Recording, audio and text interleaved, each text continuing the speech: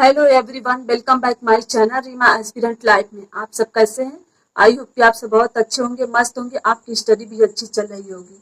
मैं जो एक वीडियो बना रही हूँ, जैसे कि मैं वीडियो डालती हूँ तो उस पर बराबर कुछ ऐसे कमेंट आते हैं जिसके मतलब डेली वही एक ही क्वेश्चन मतलब बहुत लोग पूछते हैं मुझसे कि पूछते हैं, बार बार पूछते हैं। तो मैं सबका जवाब कमेंट में नहीं दे पाती। एक ही कमेंट का बार बार जवाब देना थोड़ा सा अजीब हो जाता है, मतलब कि बार बार एक ही सवाल का जवाब मतलब देना। तो सोची कि मैं इस पर एक वीडियो ही बना देती हूँ, तो जिससे कि मतलब जो किसी का डाउट होगा या किसी को मतलब कोई होगा अंदर डाउट, तो क्लियर हो जाएगा अच्छी तरह से। जैसे कि कुछ सवाल होते हैं, मतलब पूछते हैं लोग कि जैसे कि आपका घर कहाँ है, आपकी एज कितनी है, आप आपकी क्वालिफिकेशन क्या है, आपकी शादी हो चुकी है कि नहीं। तो जैसे कि ऐसे क्वेश्चन है जो बहुत बार पूछे गए हैं।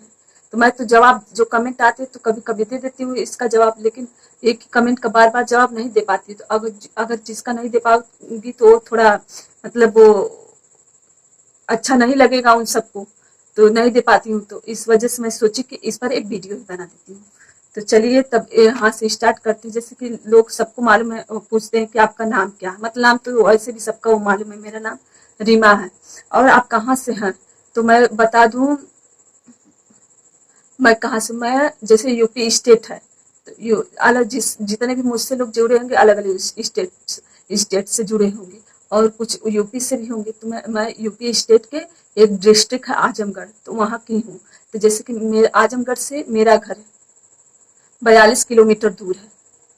तो हम लोग आजमगढ़ डेली आना जाना नहीं, मतलब कि कभी जैसे हम लोग ज्यादातर एग्जाम देने जाते हैं, जैसे लड़कियां और आदमी जो लोग हैं उन लोगों को काम लगता है तो जाते हैं। मतलब ज्यादा दूरी पे नहीं है, बस 42 किलोमीटर दूर है। तो आते जाते रहते हैं, तो हम लोग ज्यादातर वहाँ एग्जाम देने जाते हैं आजमगढ़ में। तो हम लोगों का दूर गांव में घर है ना, तो उस वजह से वहाँ जाएंगे। हम लोग सिटी में नहीं रहते, गांव गांव एरिया में रहते। ये तो सबको मालूम हो गया। जैसे कि एज, मेरी एज कितनी है, तो एज क्या मालूम। हम लोग उस सदी में पैदा हुए कि जब हमारे माँ बाप जो है पढ़े लिखे नहीं है। जो मेरी माँ है ना, वो पढ़ी नहीं है, तो उसको ये मालूम नहीं कि हम कब पैदा हुए। कभी पूछ भी देते हैं कि इतना मतलब कि हम कब पैदा हुए, डेट क्या है, तो वो बस जो हिंदी वाला चैत चैत बैसाख ये सब बताती है हिंदी वाला।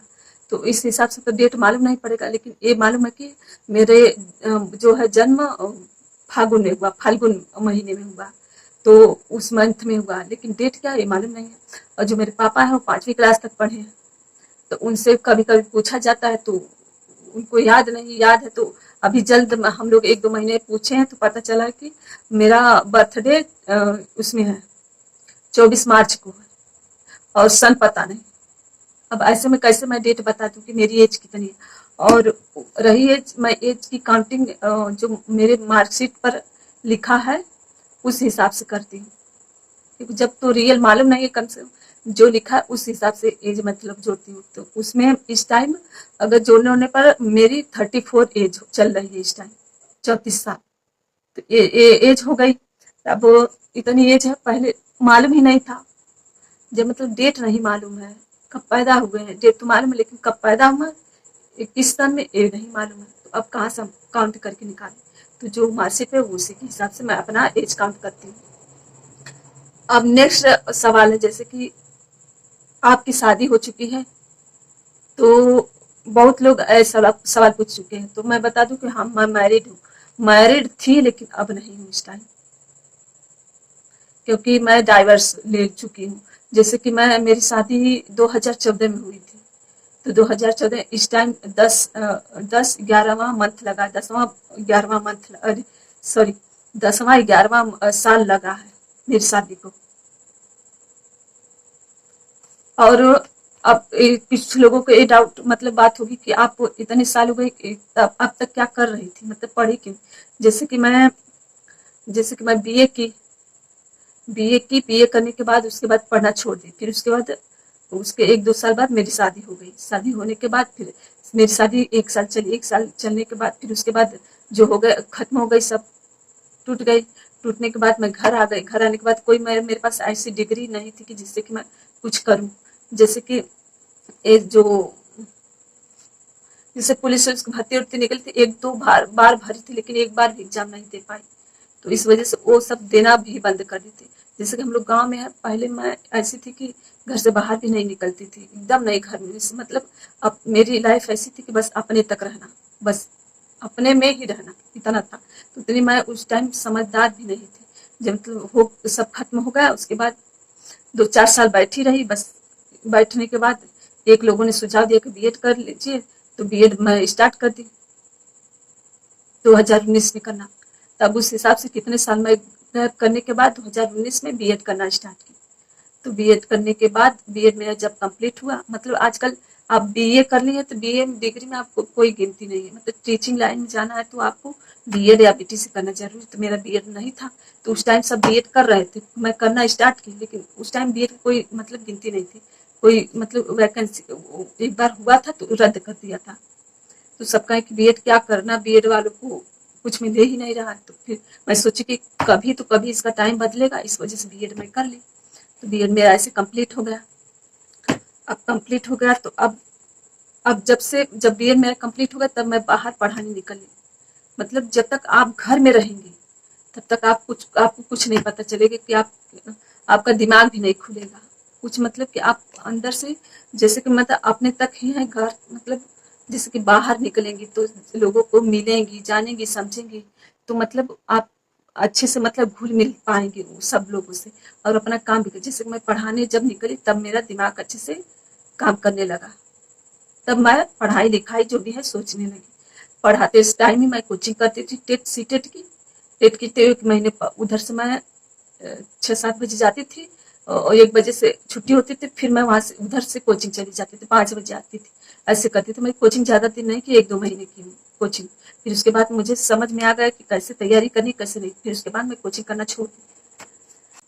और इसमें पूछा था आप किस किस जॉब की तैयारी की, जैसे कि मैं बस बीएड की, तो बस टीचिंग लाइन की जॉब, टीचिंग लाइन जो है उसी में मैं तैयारी कर रही हूँ बस, और अदर एग्जाम की नहीं। जैसे पुलिस में, उसमें तो मेरे एज लिमिट खत्म हो गई, तो उसमें भरने का कोई फायदा नहीं है। तो अब वो इसमें मेरा मैं अभी और अटेम्प्ट कितना दी हूँ मैं इस टीजीटी पीजीटी टीजीटी का, बस पीजीटी तो मेरा है नहीं, या मैं है ही नहीं, तो पीजीटी में कहाँ से कर सकती हूँ। तो टीजीटी का मैं एक अटेम्प्ट 2021 दी हूँ, और बस ये वाला 2022 वाला इसकी तैयारी कर रही हूँ। बस यही अटेम्प्ट एक दो दी हूँ, और टेट सी टेट एक दो बार दी हूँ, बस इतने ही एग्जाम दी हूँ। और एक लोगों का कमेंट आया था कि आप शादी करेंगी कि नहीं, और करेंगी तो कब करेंगी। मैं बता दूं, मेरा ऐसा कोई विचार नहीं कि मैं अब आगे शादी करूं, बस ऐसे ही फैमिली जो है इधर उधर करती है, लेकिन मुझे पता है, मुझे एक ही रहता है कि ये बात पक्की होगी नहीं। पता नहीं क्यों मुझे ऐसा लगने लगता है, इसलिए मैं मना नहीं करती। वो अपना काम करते हैं, कोई बात आती है तो पहले मना करने से पहले वो खत्म हो जाती है, बीच में ही रुक जाती है, तो इस वजह से मैं मना करने का कोई मुझे चांस ही नहीं मिलता। तो मैं कही चलो कोई फायदा तो हुआ, जाने तो छोड़िए, इस वजह से मैं अब उस पर ध्यान ही नहीं देती।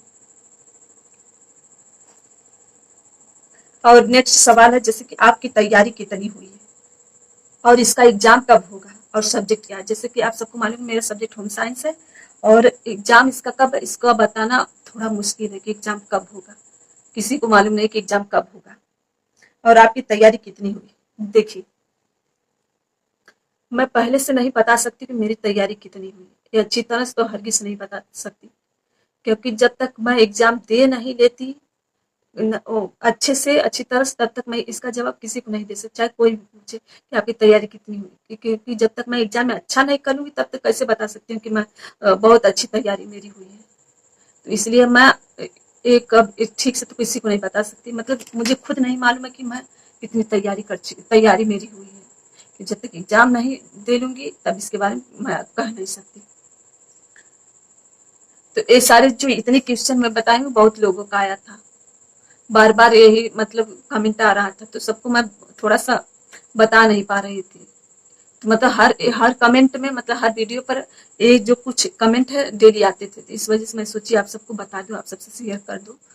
तो अगर किसी का मैं कमेंट का जवाब नहीं दे रही हूँ तो परेशान मत होइएगा, मतलब कि इसके लिए क्योंकि मुझे टाइम नहीं मिलती, मुझे जैसे कि वीडियो बनाना होता है, घर का काम भी करना होता है, पढ़ना भी होता है, तो इस वजह से टाइम निकालना पड़ता है, और मुझे एक एक मिनट को मतलब हिसाब से खत्म करना पड़ता है। एक एक मिनट को मैं हिसाब से करके खत्म करती हूँ, क्योंकि अगर मैं कुछ भी 1-2 घंटे कहीं वेस्ट करती तो फिर मेरा गड़बड़ हो जाता है जो टाइम टेबल है।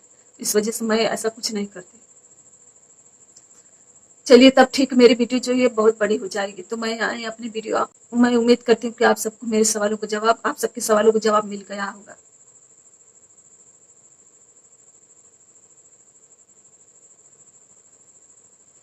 चलिए तब।